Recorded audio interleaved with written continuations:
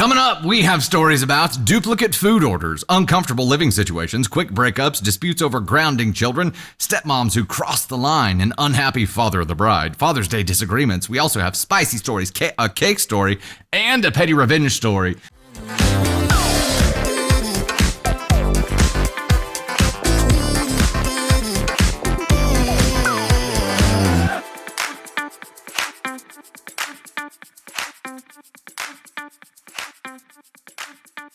Hey there, it's Dusty Thunder with a story for you. This one is, am I the astronaut for leaving my girlfriend at a restaurant because she ordered the same meal as me again? How dare you?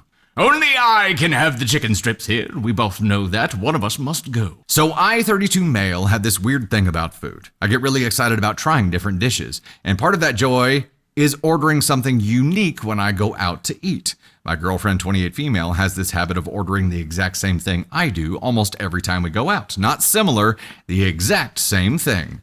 At first I brushed it off. Whatever, maybe she just likes my taste in food. But after the 7th or 8th time, it started to get under my skin. I'd say, I think I'll try the chimichurri steak. And she'd go, oh yeah, me too, after I said that. Every time. I've even lightly brought it up before, hey, you should try something different. Then we could share and try both. But she always says she just wants whatever I'm having. Okay, I'm throwing a red flag right here. Not a girlfriend at OP. Because I think they just revealed the real reason they have a problem with it. It's because OP wants to try her food as well. And wants it to be different. I feel like this is a selfish motivation here. Last week, we went to a new spot I'd been hyping up for weeks. I looked at the menu in advance. Yes, I'm that guy. Oh, it's Tony Spark. Was it you? Is this you, bro? And I was ready for this specific crispy duck bowl. Did you have a crispy duck bowl recently, Tony Spark? Never. No, he would never, I know. I like duck. I mentioned it while we were sitting down, and sure enough, she goes, oh, that sounds good. I'll get that too. I just froze. I didn't say anything. The server came, I ordered, and she repeated it verbatim. I excused myself, walked outside, and just sat in my car for a few minutes. The idea that, again, I wouldn't get to try two different things and that I was about to have the exact same meal sitting across from me like a mirror, it just set me off. So I drove home. What? I didn't say anything. I texted her a few minutes later and said, I'm sorry, I needed some space. She was pissed. She said I embarrassed her and made her look stupid sitting there alone and with 2 ducks. I get that, and I apologized the next day, but I told her I really needed her to understand how much that habit bothers me. She thinks that it's not a big deal and that I completely overreacted. So yeah, am I the astronaut for walking out over a repeated meal choice? Okay. Immediately, the biggest problem that I have with all this is, yes, it was a selfish motivation. It wasn't about her ordering the same thing as him and her being lazy or her copying him. It wasn't any of that. It was because he wanted to try something different. She deprived him of that opportunity to try some of her food and diversify his palate even further with 2 different meals to sample from. Now, in his defense, in that strategy, Candy Thunder and I do that all the time. We find 2 things that sound good. We order them both with the intent of splitting them. However, that is a 2 yes, 1 no structure. It takes 2 people being on board for that to happen. Now, the flip side of this is he's got a thing. We all have our things. I don't feel like he set this up as a firm boundary before bouncing and leaving her, abandoning her at the restaurant. I feel like he's mentioned it casually a few times, but never really set it up in a, hey, this really bothers me, and if it happens again, then this. He didn't do that. He just reacted. I have a big problem with that. Tater Rudy? What do you think? I have a solution. What is the solution? Tell her what you're going to order. Let her order it. And then be like, you know what? I changed my mind. I think I'm going to have this. And then you have 2 dishes. And I don't know. I don't know why she's ordering the same thing. I mean, I think for how did it say how old they were? Because if they're younger, that could be 32 and 28. Okay. Sorry, I dropped it. Well, maybe she's just not experienced in food, and maybe he's more experienced, and so she's just taking his lead and ordering what he orders because the food that she is eating is not familiar to her. Yeah. Which I understand to an extent, but maybe then you would find out if she's literally just copying you if you let her order first and then change your order to something else that you would like to try. Which brings up a really... I don't know. Maybe is that manipulative? No, it brings up a really interesting question here. Why is Brozo ordering first? Yeah. I mean, why I would if this is his issue. I think he overreacted. I think his reaction because this is his issue, because I think typically this is a me thing. Maybe it's just a me thing. You guys tell me, but the lady's first rule applies to ordering food as well. Yeah. And I would never order before you unless you just weren't ready. Yeah, if I'm not ready, I'm like, no, you go. You go. Yeah, I give you the eyes. Which happens. And he's like, oh, I'm going. Yeah. Tony's never ready. I don't think she's doing it to like get under his skin. Truthfully, it sounds like someone who's inexperienced with ordering or gets anxiety about ordering at a new place that she's never been to. And she's like, if he's eating it, I like his food, it must be good. And as someone who used to freak out over menus, like I think there's a real possibility that that's what's happening. It could be. I can't speak for her, but that's what I'm getting. And I think his leaving her at a fucking restaurant because she ordered the same thing at you is like, Small Town Stitch said it on TikTok, but they said, Duck Brozo. Hey, and I'm like, Duck Brozo. It's so witty and it's so perfect. I like it. But I think she's, I mean, I don't know. It's weird. Sage, I don't understand leaving her there. Sage on the TikTok side says, I'm a foodie, but his reaction is ridiculous. And look, it is if this is his thing, this is his thing. But even if you have a thing, I think establishing a boundary and explaining like what's going to happen if this behavior doesn't stop is required if you're going to have a reaction like this. Otherwise, it's not warranted, right? Then you just abandon her. Right. Without prior notice, without prior warning. And that's where I have a serious problem with it. Hey, Dr. Sweets dropped the 10 bomb and said, my guess is that she doesn't want her food stolen and has told him that, and he acts that way. Also, she has told, we hit your button. Thank you. Also, she has told him that she wants to keep ordering the same thing. So I don't know why he was surprised. Valid.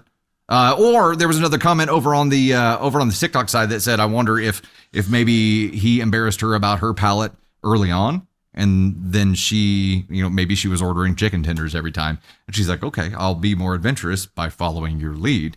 He has a problem with that, but has only casually mentioned it. And again, I'm going to keep going back to that because that's my main problem here. It's not so much about what the thing is, it's about he didn't establish a real boundary, he just reacted with kind of tiptoeing around it ahead of time. But is it a boundary? Because all he really wants to do is try new things. He wants to double the fun. Yes. And he wants her to order what I agree. That's a weird. It's selfishly motivated, but we all have our things, right? Yeah. So if this is his thing, regardless of what that thing is, I do think that like explaining it well and establishing a boundary for that before you have this kind of reaction is needed. You can't just react and then be like, well, I have a thing.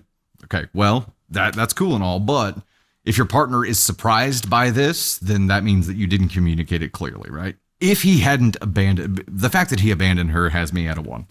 He had abandoned her and she was surprised by it because there wasn't adequate prior communication here. I do think it is a brozo move as well. I think this is one of those things that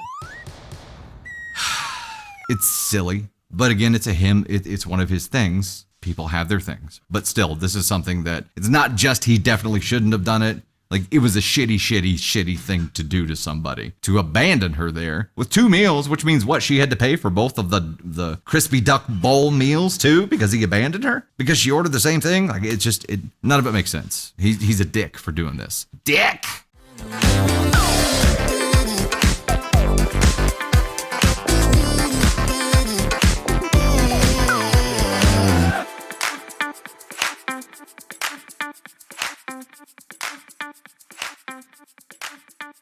Ladies and gents, we got one of these. Hear that sizzle? It's a spicy story.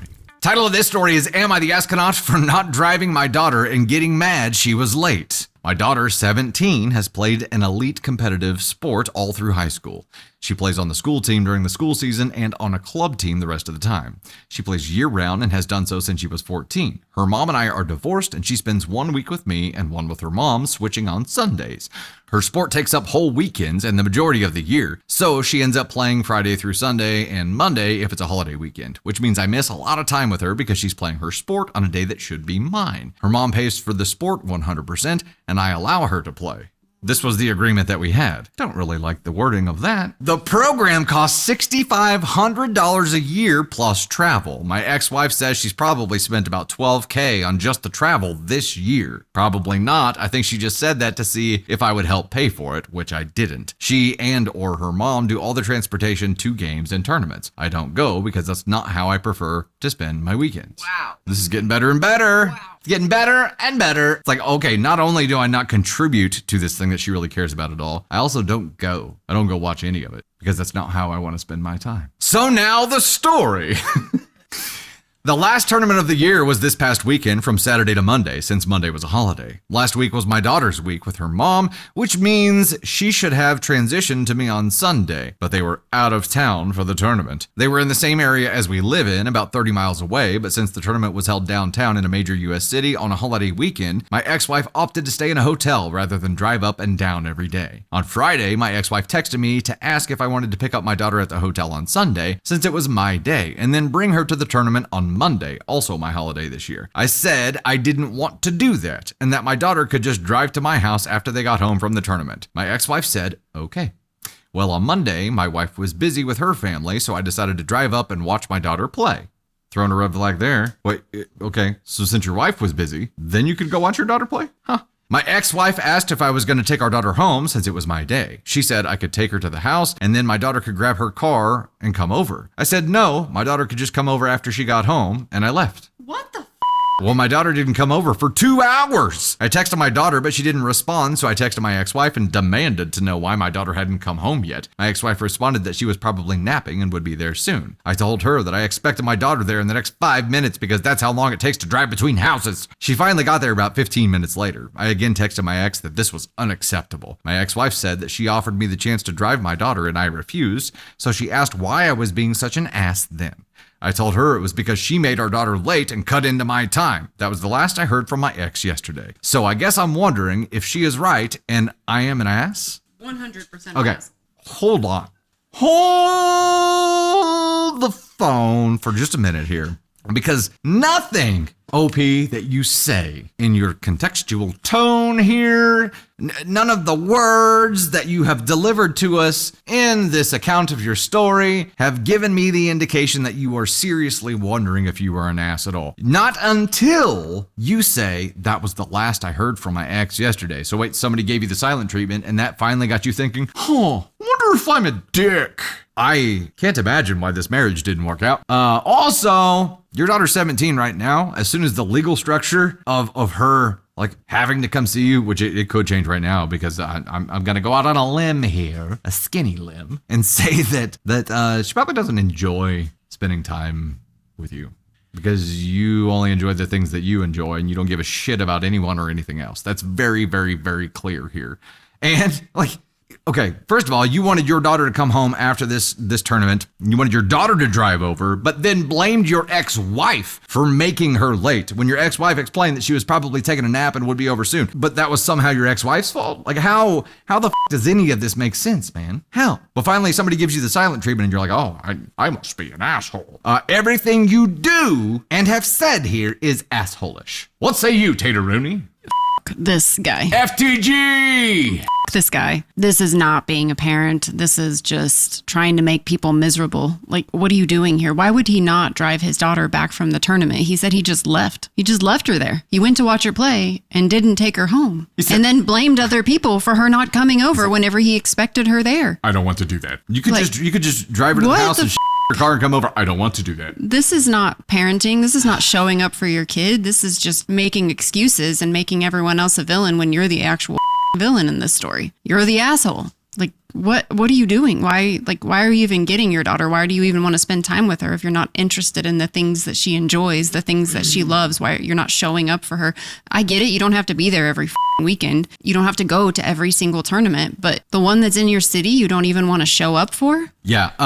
What here, kind listen of to shit this. is this? Listen to that. You'll love this. Dr. Sweets dropped the 10 bomb on the YouTube side and said, all I heard from this rant is that he does not believe that his daughter has that many games she claims to have. I almost felt like he went to the game to make sure sure she was really competing. Yeah, we didn't even get into that part. He also claims that they don't spend. Do you know how much money it costs to be on a travel team? Because it is not cheap. We don't do it, and no. If our kids wanted to do it, we would do it begrudgingly. But that's a lot of time investment. That's a lot of money. And you know what? If your child is good and this is something they want to pursue in college and get a scholarship and like go all out on the sport that they enjoy, let them do it, because sports have a time limit. They expire. Yeah. Like, you cannot do this for the rest of your life. You can turn into a coach, but the time that you get to play in school, in high school, and in college, that is very limited. It's a very small amount of time. So support your kid while they're doing what they're doing. And I think it's an important point there, like supporting your kid who actually has a passion for and wanting to do this. It's not like this is not a kid whose parents are forcing her to do the double duty competitive and school teams because they're trying to push her into scholarship land so that they don't have to pay for college. That is not the structure here. She has a passion for this. She wants to do this. Dad doesn't support it at all. He can only see his own selfish wants and needs. Well, look, dude, once you become a parent, life is no longer about just doing what you want to do, right? There are responsibilities and accountability that make it necessary to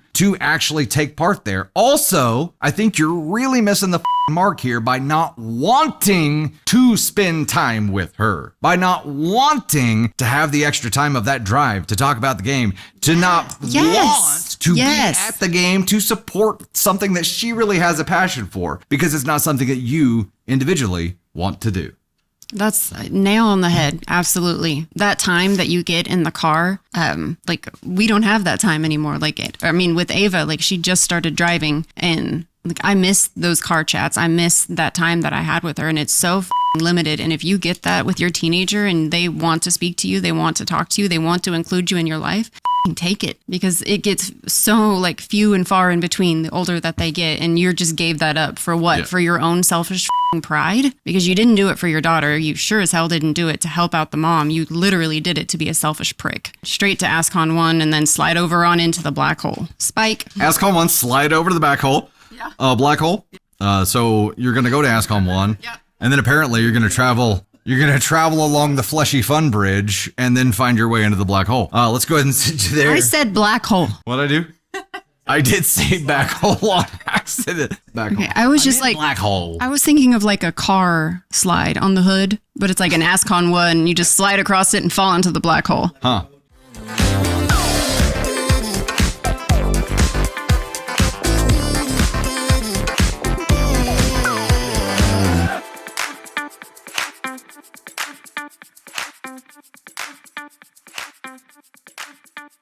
Hello, ladies and gentlemen, it's Dusty Thunder, and I've got a petty revenge story for you. The title of this one is Steal My Seat? How about a crop dusting? I, 33 female, just got off a 7-hour cross-country flight, and I wanted to share this story before I go pass out. I was flying Southwest, so there were no assigned seats, and I was in B boarding group. I went towards the back of the plane so I could get an aisle seat since I'm fairly tall. It was a completely full flight, so I knew there would be someone sitting next to me. Enter entitled Karen, EK. She had waited to check in, so she was at the back of the C boarding group. She was pissy because at first she couldn't find anywhere to put her massive roller bag, and the flight attendants were trying to get her to gate check it. Then she came up to my row, and I thought, great, she's going to take the middle seat. The following dialogue, to the best of my sleepy recollection, occurred. EK, move. OP.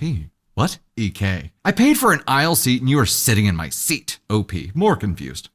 What? EK, practically screaming, I said I paid for an aisle seat and you are sitting in my seat. OP, this is Southwest, there are no assigned seats. EK, are you stupid? I said I need the aisle seat. OP, I can get up to give you the middle seat if you want. I stupidly thought that was the end of it when a flight attendant came over and asked her to take a seat. I got up to let her into the row and she immediately sat down in the aisle seat. OP, come on. You saw this one coming. Why would you get You saw this coming. I tried to protest to the flight attendant, but EK kept loudly saying she paid for an aisle seat. I know Southwest is switching to assigned seating soon, but they haven't implemented it yet. Now our flight was already delayed 30 minutes and I could see all the other passengers looking at me as if trying to say, please just let her win. We want to get there as fast as we can. I looked at the flight attendant and she gave me a pleading look as if to say, please just give her this. We want to get out of here. So being the fairly passive person I am, I stepped over her. She wouldn't get up to let me in and sat in the middle seat. Now I may be passive, but I'm also petty. I am also really gassy on airplanes. Yeah, you are. Normally I try to contain it and go to the restroom when it gets bad enough, and and just let it rip there. But I was pissed at EK and frankly, pissed at everyone else on the plane for letting her get away with it. So I decided that I was just gonna let her rip all 7 hours of the flight. I put on my headphones over the ear and started passing gas about 1 hour into the flight. And lucky for me and unlucky for everyone else, they were particularly stinky. Every time I would toot, she would sniff, smell it, then shoot dirty looks my way. I just ignored her and kept listening to my music and reading my Kindle. At about hour 5, she had had enough and hit the call button to ask to move. The flight attendant told her we were fully booked and there's nowhere for her to move to. EK looked more pissed, but I guess she had had enough of the internet to know if she threw a fit, she would get arrested when we landed. When we did land, since we were near the back, I gave it one more silent but deadly toot to seal the deal and let her bathe in my stink for a couple more minutes. Do I feel bad that I ruined her flight? Nope. Do I feel bad that I stank up my row? Nope. And also, for the first time ever, I didn't have gas pains, nor did I need to rush to the bathroom immediately after getting off my flight. Next time, check in early like the rest of us plebeians, and maybe you'll get a less salty seatmate. TLDR, seat stealing, snoot sniff, stinky stuff while stuck in the sky. It's like she had the full-on sulfur farts, too. It was like, it stings the eyes. It stings. It stings. Wow. And I get it. And you know what? My first thought there is like, yeah, you got a Karen next to you who's made your life hell. Like, yes, she deserves this. Does everyone else in the plane? Yeah. I mean, because they all gave her the pleading look of like, just let her have this. Everybody knew what was happening here, especially the people all around you. Like, they heard the altercation. You know they were watching this. You know they saw her slip into your seat as soon as you got up to let her in. And she wasn't about to get up to let you in, of course, because then you would just take it back, right? So they knew what was going on, and even the flight attendant was like, just let Karen win. Do you understand that this is why Karens are Karens? Because people let them win? Not this time. Not this time. You are gonna smell that warm air wrapped around a turd all flight long. I would have been getting up to go to the bathroom, and when I got up, things would have right in the face. Things would have slipped out. Things would have happened, and it would have been right in the bubble, and I would have been like, "Oops, sorry, flights make me gassy." Oh, that's why I liked the aisle seat, but here we are. Yeah, and I would have gotten up every hour on the hour. And just accidentally every time, oh, sorry, I just fell. Oop, one slipped out. Here we go. There's a fly. It almost flew in my mouth. That's what I get for being a petty bitch. A fly almost flew in my mouth. I take it back. Don't fart on people. I'm sorry. I have IBS, irritable bitch saltiness.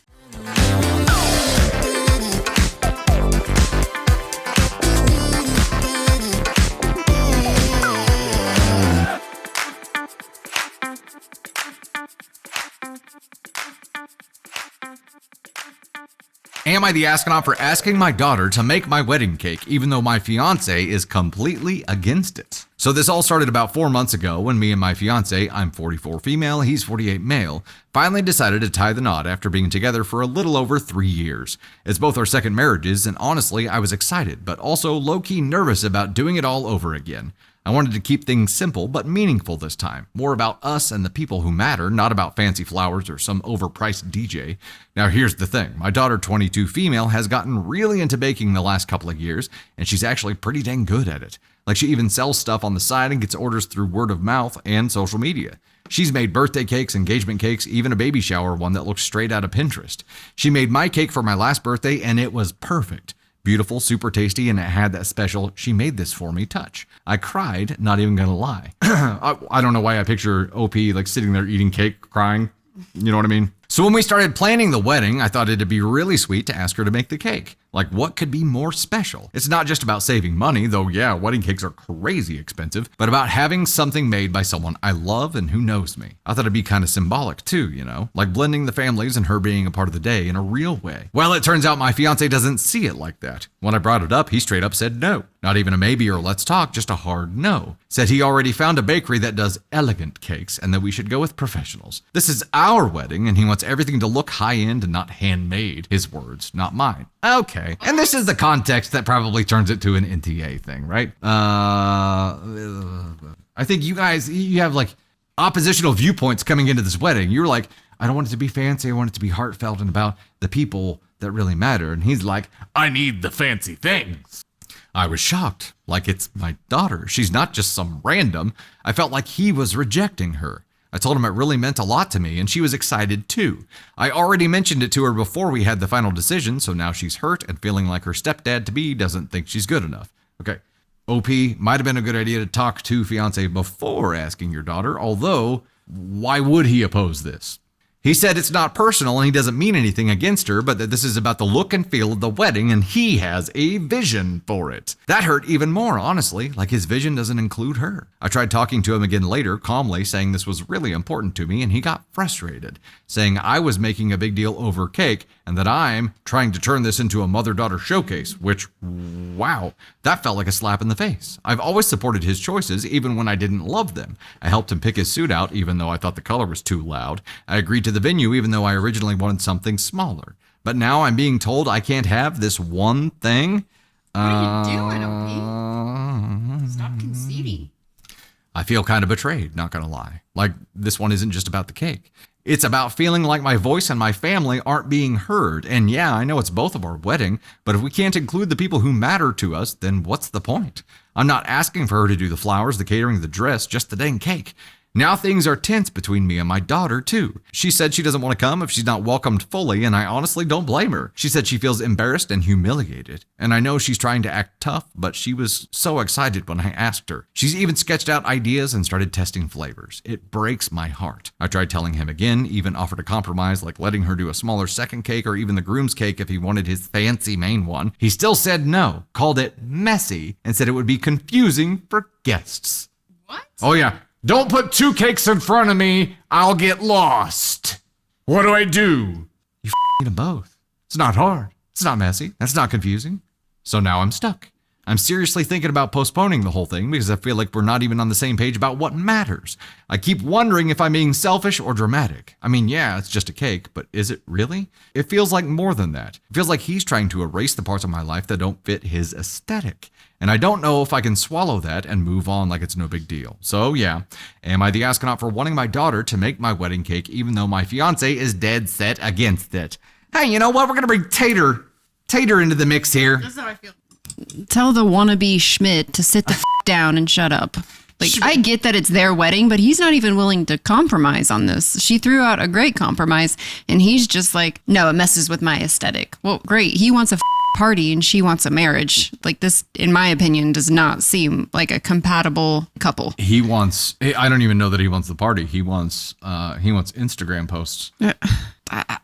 Yuck. It's yuck. It grosses me out. It is yuck. And you know, we don't have the full context about the relationship here, but we know there's enough context that she's had to concede multiple times to things that she hasn't want to do. And the fact that when she brought this up to him, but okay, back it up. And I repeat, yes, it would have been a really good idea to talk to this about, to talk to your fiance about this before mentioning it to your daughter. That would have prevented the risk of her getting hurt like it had been here. And knowing that he has some strong opinions about the wedding before that would have been an even better idea to do, right?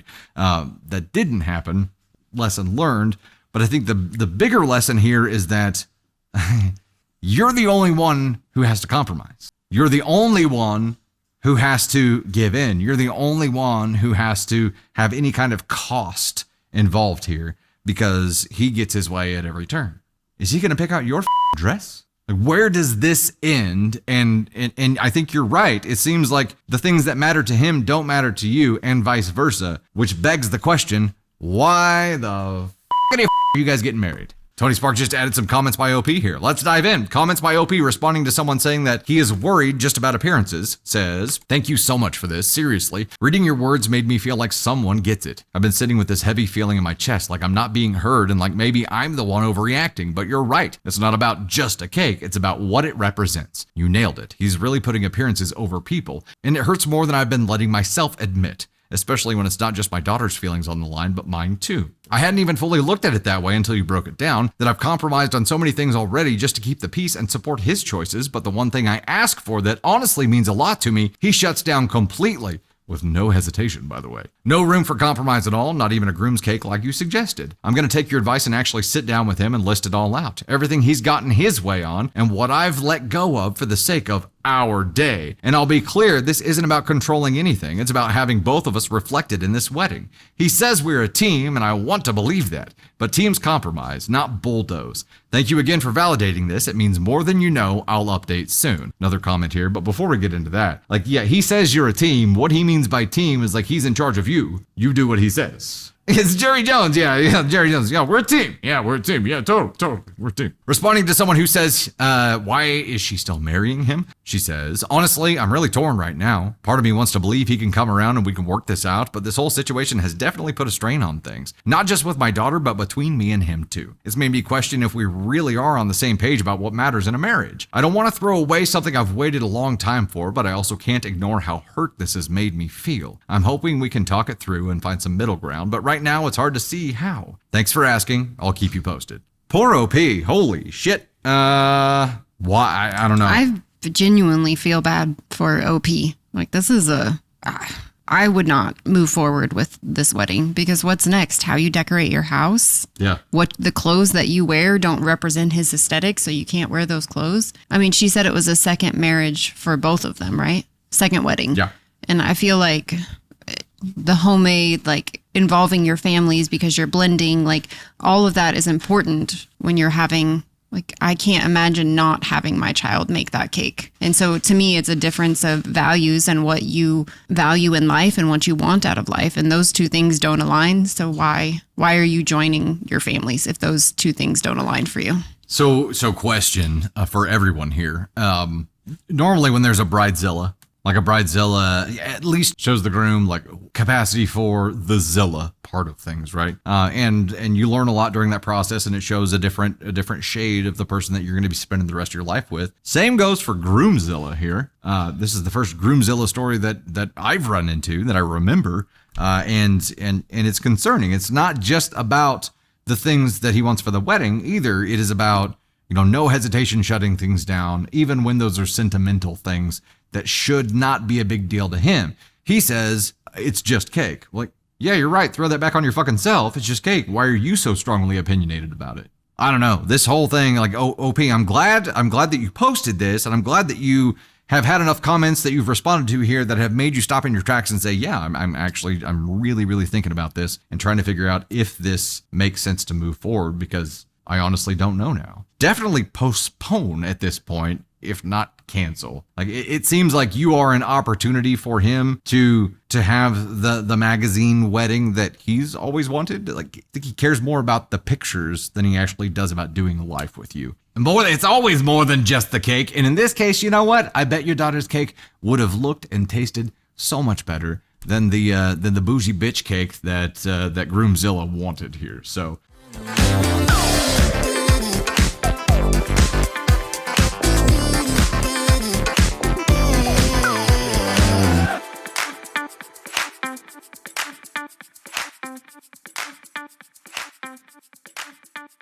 Ladies and gents, title of this story is Am I the Astronaut for Not Doing Anything After Discovering That My Wife Deleted My Daughter's Novel? Throwaway for privacy reasons. I'll read the title one more time for you. Am I the astronaut for not doing anything after discovering that my wife deleted my daughter's novel? I'm going to say, yeah, you probably are. Throwaway for privacy reasons. I've been married to my wife, Hannah, 36, for 2 years. She and my daughter, Morgan, 16, don't have a mother-daughter relationship. To be completely transparent here, they both fight often and just don't get along. Morgan used to spend most of her time at her mom's, but now is staying with us for school. I remember Hannah telling me about a novel Morgan has been writing on her laptop. She admitted to sneaking and looking at it without Morgan's knowledge, but she praised her writing style and storytelling, so I thought that was a positive thing. Yesterday, I got back home and found Morgan and her mom yelling at Hannah. I asked what was happening, and Morgan told me that Hannah deleted her novel. Hannah said that Morgan created a character in the novel using her description and name and making her the villain. Not only that, but she wrote bad words about her. Morgan argued that it was just a character, and Hannah had no business snooping on her laptop to begin with. Hannah broke down crying after my ex-wife threatened her. I just watched the three of them fight and did nothing nor said a single word. I stepped out for a minute to get fresh air, and moments later, Hannah unloaded on me about how I should have defended her in the argument instead of acting so cowardly. Morgan and her mom also said that I should have done something when Hannah decided to snoop, then delete Morgan's month's worth of work. It just became too much with the three of them berating me and yelling in my face. Morgan went home with her mom and she was crying and refused to speak to me, and Hannah checked into a hotel also refusing to speak to me.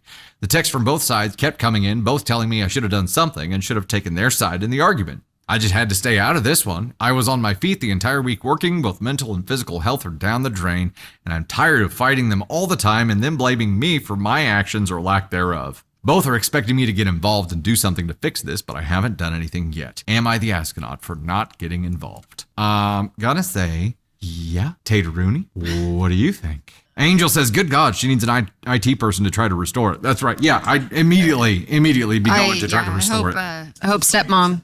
Yeah. I hope stepmom wasn't super tech savvy and didn't like fully get rid of it. But one, why are you snooping like on her laptop and reading a novel? And two, why are you snooping and reading a novel? Like, why? And also the fact that you feel like this character represents you, feels like she might have some guilt over how she's been treating her stepdaughter. I think it's not like she published a work, like she was using her name, image, likeness. You know what I mean? It's not. It was in draft form. Call it the equivalent to like a journal worth of work, right? And she praised the writing style, praised it, and then when she found herself in there, it was like, oh no, so she delete it. She's seen it multiple times and went back and kept reading it. The dad needs to find his backbone and stand up, and instead of cultivating a relationship between stepmom and daughter, he's just let this anger like stew.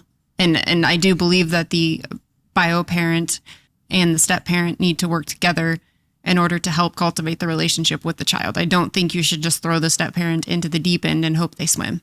I think there has to be some introduction. There has to be some understanding. There has to be some gentleness in the way that you combine, especially teenagers, with a step parent. And I don't think dad is doing that. I think he's just like, I get it. He's fried. He's mentally drained. He's physically drained. He's fried. But at the end of the day, like, you're still a parent and you still have to do that job and you still have to take on the task of blending your family. And that's something that you've chosen to do, and you need to get off your ass and do it. I like how stepmom's actions here were, how dare you call me the villain in your book? I will prove you wrong by deleting all of your hard work and becoming the villain. Good job. I think stepmom is 100% wrong for going on her computer and deleting her work. Agreed. Having a conversation about it with the dad present, absolutely. But going and deleting something that she's worked hard on that's cruel. That's mean. So let's back up for a minute because OP is being called the asshole here by both parties, and I understand their positions there, right? Like, of course they want him on their team, right? Stepmom's clearly in the wrong here. Absolutely. He's got a Kobayashi Maru on his hands, but the right thing to do is very clear here. However, back up a little bit, because his bizzo of a wife confided in him that she had snooped and read this in the first place. Should have stopped there. You could have prevented all this bullshit in the first place. There's conflict avoidance, and then there's just doing the right thing. And back when she told you she had snooped and read that was your opportunity to do the right thing without having to get put in this conflict avoidant situation. You could have prevented this in the first place. I think you're finding out more about everybody involved. Well, you're finding out a lot about yourself right now, but you're also finding out a lot about her. So you feel like you have to stay out of this one? How? You don't have a choice to stay out of this one at all. You are in the deep end on this one already, and you know what the right thing to do is. You just don't want to have to face it. You don't want to have to go through the conflict with her because the ramifications are going to be huge. There is no winning here. There is going to be pain. There is going to be loss. It is either doing the right thing or not. That's it. But for conflict avoidant people, this situation would be hell when you've got both parties screaming at you that you should do something and take their side when they're head to head. But look, like, the reason that this is happening is because you didn't step in sooner. Bingo. You allowed this collision to happen. Bingo. Like 100%. This was all coming to a head at some point, and he could have, like you said, he could have done something to fix it previously, and he did nothing. Yep. He just stood by outside feeling drained and let it. But here's the thing, no matter how drained you are, you're still responsible for being a parent, especially if that child, like in a blended family, if that child's in your custody at that, like that's your job. That's your job. No matter what you do, like you have to step up and do it. And he just completely laid down and was like, I'm not choosing sides. I'm not doing any of this. You have to choose a side. And the right side would have been to choose your daughter. Right. In that moment, the stepmom was clearly in the wrong, and he should have been on his daughter's side, but instead he went outside. Like, dude, you had an opportunity to step up. You could have diffused the situation, talked to them separately and handled it, but instead you just walked the fuck away. And that's going to come back hard to bite him in the ass. Agreed. And Angel, I agree there. Not picking a side is taking a side. It definitely is. And also, Elizabeth, I agree with this. Way to write yourself in as the ultimate villain brozo. He did. Like, yes, she's a villain here, but he became the ultimate villain brozo here by doing nothing and allowing this collision to happen. And also, there's a difference between being conflict avoidant and being a f***ing coward. Cowards end up alone. You know what the right thing to do here is. You know that protecting your daughter is the right thing to do. You just don't want to have to deal with your bizzo of a wife because you know she's going to make your life hell when you confront her on this. Tell me, would you rather want that short-term pain that will go away eventually, or would you rather completely lose your relationship with your daughter? That pain will last forever.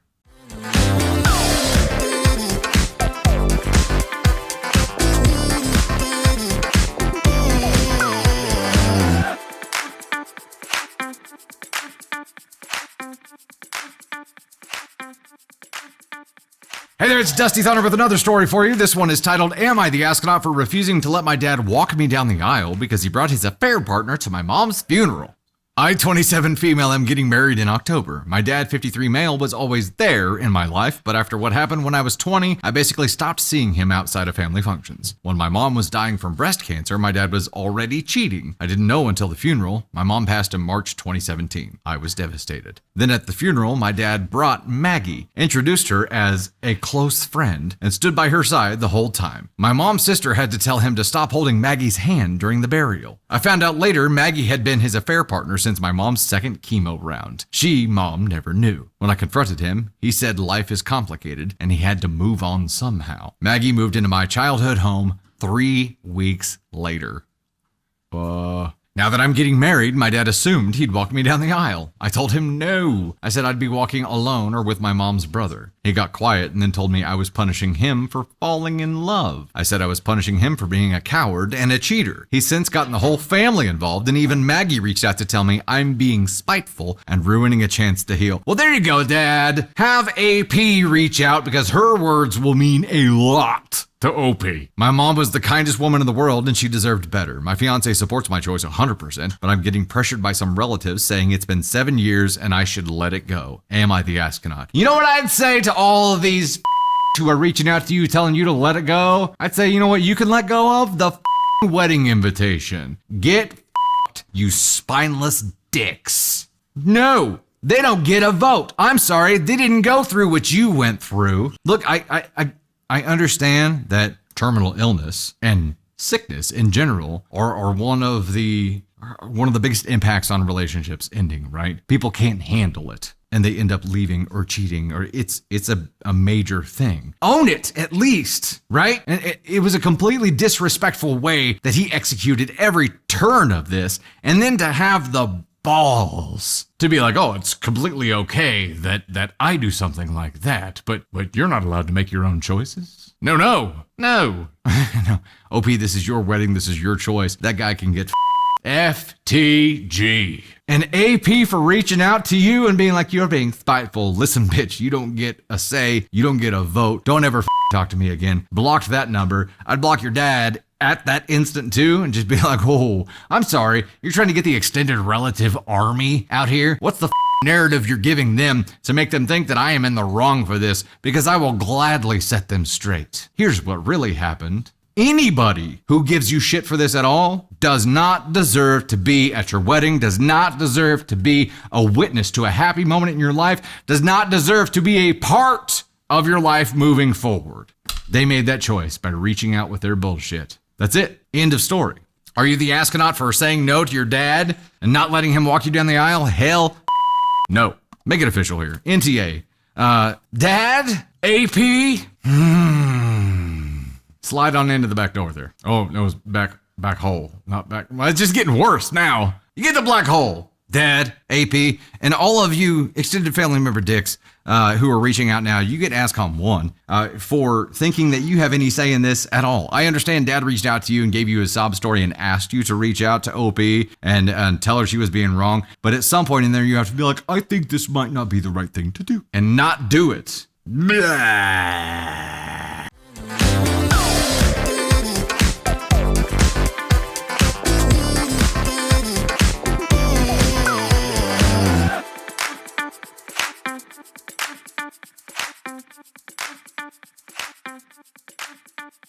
Hey there, it is Dusty Thunder once again with another story for you. This one is titled, Am I the Astronaut for Refusing to Let My Ex Take Our Daughter to Father's Day Brunch? I, 34 female, have primary custody of our 14-year-old daughter. My ex-husband, 35 male, and I split 2 years ago after I found out he had been cheating with the coworker at first, but I later learned she was just one of several. Classic cliche. I stayed home raising our kid while he was out working late and lining up his next fling with the next younger, hotter woman because obviously I wasn't attractive enough anymore. Since the divorce, I've had to be the responsible one. I handle school stuff, doctor's appointments, homework, behavioral issues, and all the emotional labor that comes with raising a child. I also work full-time to make ends meet while still trying to give our daughter a stable, loving environment. Meanwhile, my ex breezes in every other weekend and shows up on Wednesdays to take her out to dinner and buy her toys. He's constantly introducing her to new friends, whatever women he brought home from the bar that week, but somehow still gets to play the cool dad role because he only sees her during fun, filtered moments. This year, Father's Day happened to fall on my weekend. He asked if he could have her for brunch that morning. I said no. I had already made plans with her, nothing fancy, just our own little tradition, and I'm not going to rearrange my life to reward a man who blew up our marriage and now wants to cherry pick moments that make him look good. And honestly, I'm so tired. I'm tired of being the one who toils every single day, busting my ass at work, managing school drop-offs, running around to the dentist appointments, cooking, cleaning, doing all of it alone. And somehow, I'm still supposed to be the bigger person? I get maybe one weekend every couple of weeks to actually breathe and just enjoy time with my daughter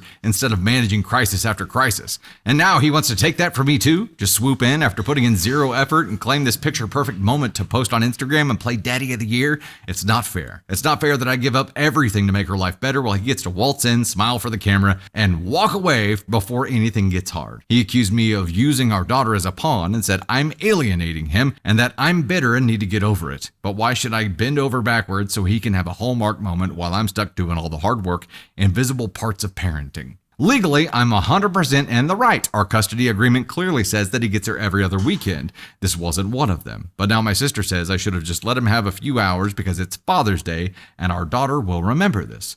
Maybe she will, but maybe she'll also remember who stayed up with her when she had the flu, who helps with her math homework, who works 50 hours a week to keep a roof over her head, and who shows up when it actually matters. Am I the astronaut?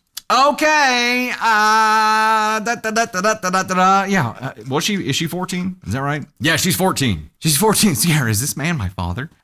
This is a really common thing, unfortunately, right? And I think when you have split families, when one of the parents is not actively involved, but just does the infrequent visitation thing, it becomes like on their end, it's like they don't get a lot of time together, so they want to make that time fun, right? Well, then it ends up not being real. It's not real life. It's just like little miniature vacations. And I understand both sides of this, right? I mean, you should want to be more involved more often and be an actual part of their life, not just kind of like a token extended family member, like an aunt or uncle that you go hang out with every once in a while and have the fun times with, right?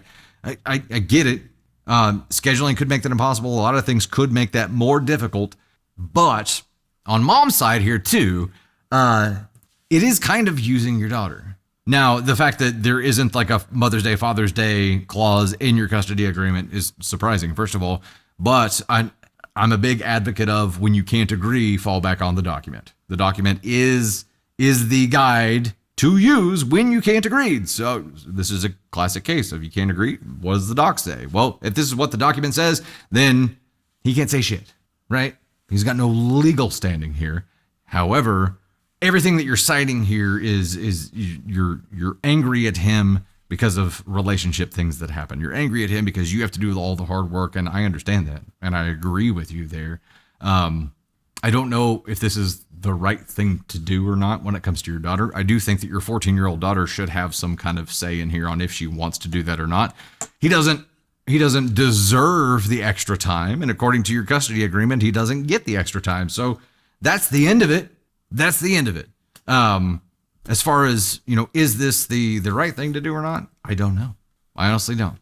Disneyland dads, Eudora, that's yeah, they get to have fun while they're there, but I think your daughter is also going to grow up having a much better connection with you because it's real. You get to do real life with her. And also, I don't want to scare you, but I do want to remind you here that, one of the things that gets weighed in with custody agreements is which one of the parents is more likely to allow frequent and meaningful contact with the other. And not that Disney Dad would ever document things and try to get more visitation, but this would be something that he might be able to use as ammo in that category, right? So I don't think it's the wrong thing to do. There could be some selfish motivations here. I understand where you're coming from, and if your custody agreement says what it says, then legally you're in the right. But what do you guys think?